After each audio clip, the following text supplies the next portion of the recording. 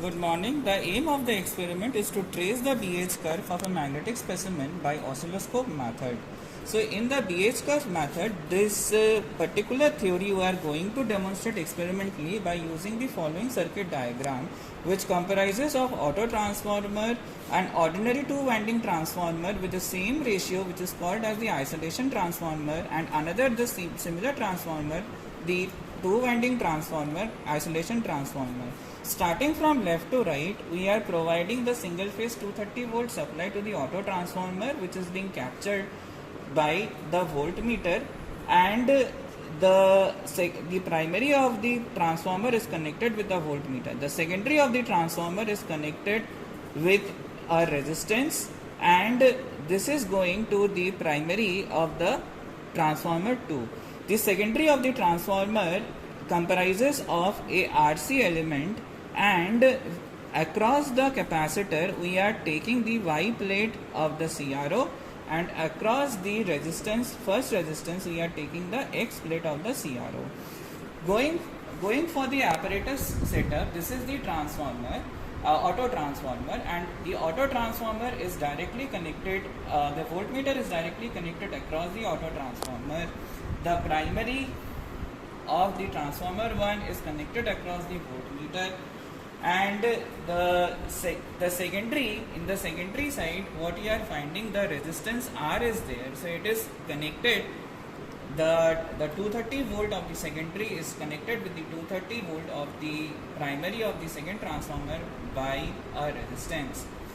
Coming to the another side, what we are having is that in the secondary side of the transformer 2, we are having a capacitor, and this very particular capacitor is connected like this one. So here you can see the voltage across the capacitor is connected, is measured by this channel of the CRO, and the voltage across the resistor is captured by the channel 2 of the CRO. The process for this experiment is that we have to gradually apply the voltage through the auto transformer by the set of 50 volt.